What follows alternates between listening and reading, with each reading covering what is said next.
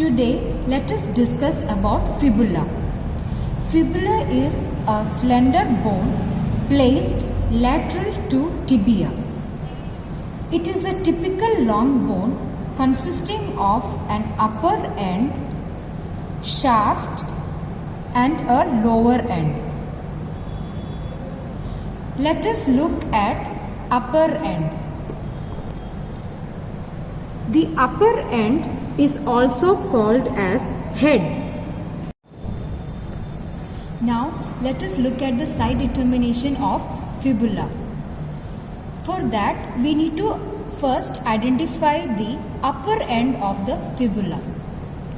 As you can see here, the upper end is irregularly expanded in all directions. Here you can appreciate the styloid process of the upper end as well as the facet. The lower end is flattened side to side and expanded antero-posteriorly. The lower end is also called as lateral malleolus, and the medial side of the malleolus shows a depression called as malleolar fossa, which should be directed posterior-medially. Therefore, just by looking at the malleolar fossa, one can determine the side of fibula. If you see the anatomical position of the fibula, hold on the malleolar fossa with the thumb and hold it with the respective hand. Here, this is a left side fibula. Therefore, I am holding it with my left hand. In case if you think this is the right side fibula,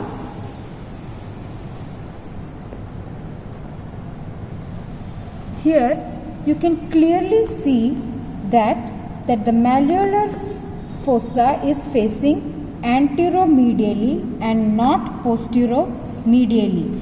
Therefore, this is not right fibula.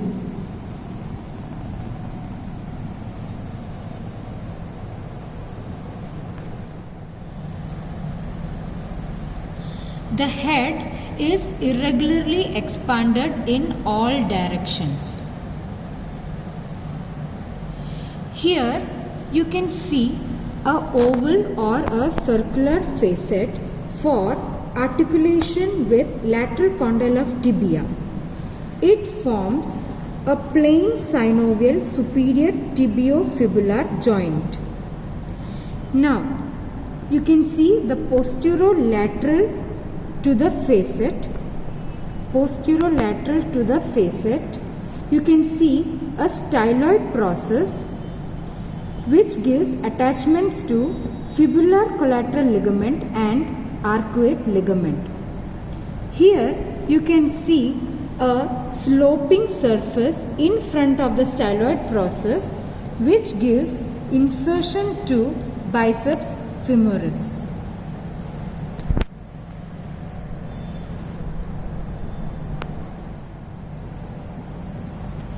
Here you can see the neck of fibula. This is the neck of fibula.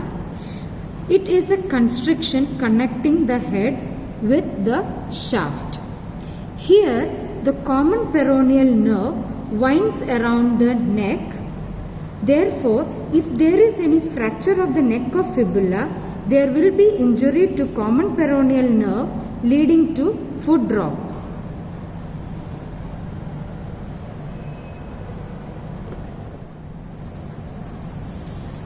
Now let us discuss the shaft. It has got three borders, namely this is the anterior border. This is the medial border or the interosseous border. posteriorly we can see that this is the posterior border.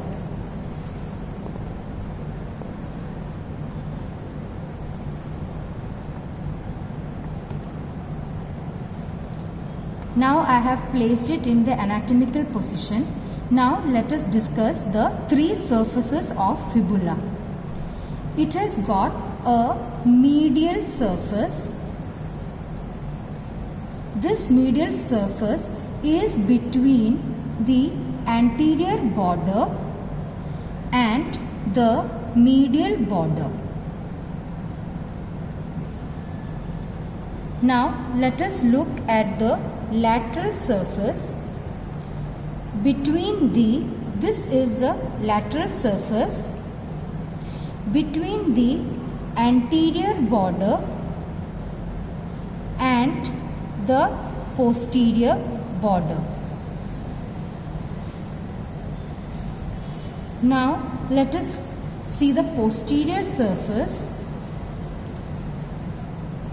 This area is the posterior surface, which is between the posterior border and the medial border.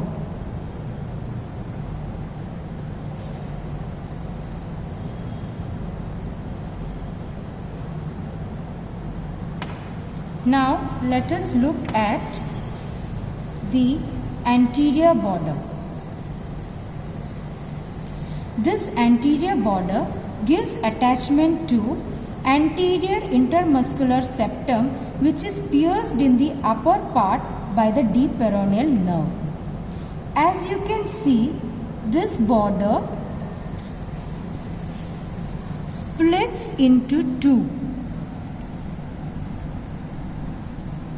to enclose a subcutaneous triangular surface. Now, the anterior border of this triangular surface gives attachment to superior extensor retinaculum, while the posterior border of the triangular surface gives attachment to superior peroneal retinaculum.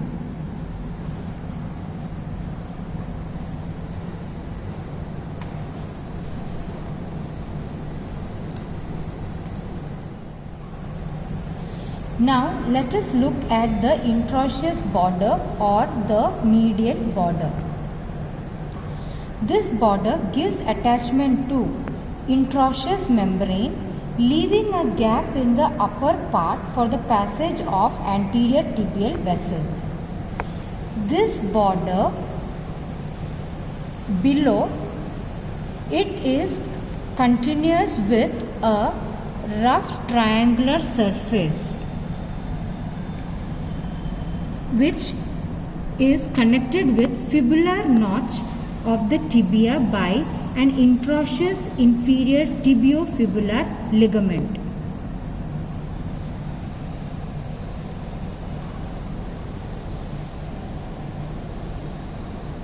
Coming to the posterior border. This is the posterior border.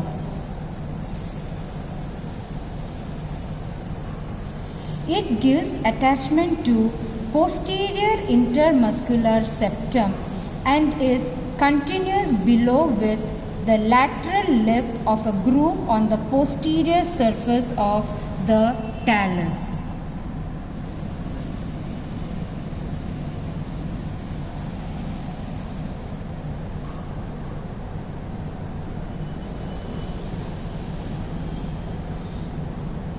Let us look at the surfaces in detail. This is the medial surface or the extensor surface between the anterior border and the intraosseous border. Now let us see the lateral surface. This is the lateral surface between the anterior border and the posterior border. It provides origin to peroneus longus in the upper 2/3 and peroneus brevis in the lower 2/3.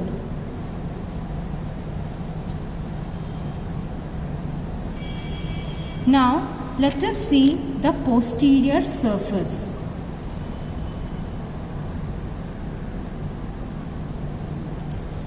This area here is the posterior surface or the flexor surface. It is between the interosseous border and the posterior border. This posterior surface is divided into two by a vertical ridge called as medial crest. This is the medial crest. It is more prominent than the interosseous border and the posterior border. This medial crest divides the entire posterior part into two parts. This is the medial part and this is the lateral part. The medial part is concave and gives origin to tibialis posterior, whereas the lateral part is relatively flattened and gives attachment to soleus in the upper 1/4 and flexor hallucis longus in the lower 3/4. This medial crest is accompanied by peroneal vessels.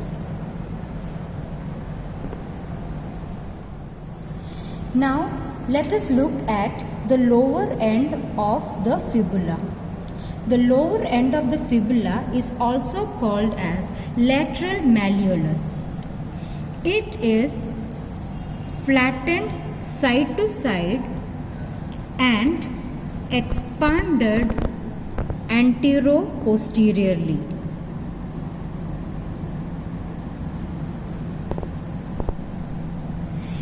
Its lateral surface can be felt through the underlying skin.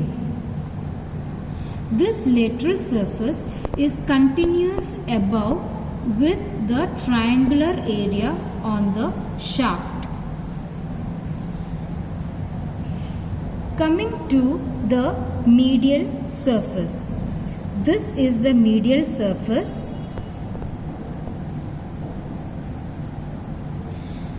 The medial surface of the malleolus, it bears a triangular facet in front. This facet articulates with the lateral surface of talus and forms part of ankle joint.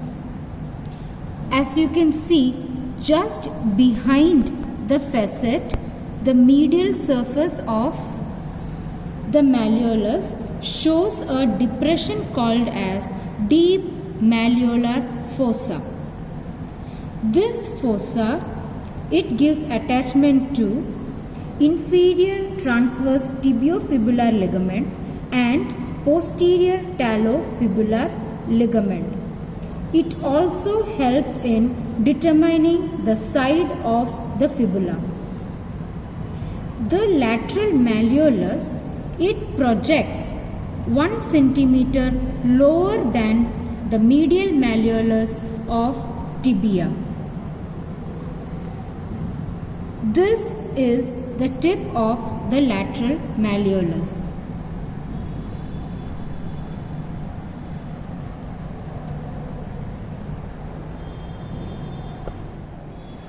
Coming to the ossification of fibula, it has one primary center for the shaft which appears at 8th week of intrauterine life.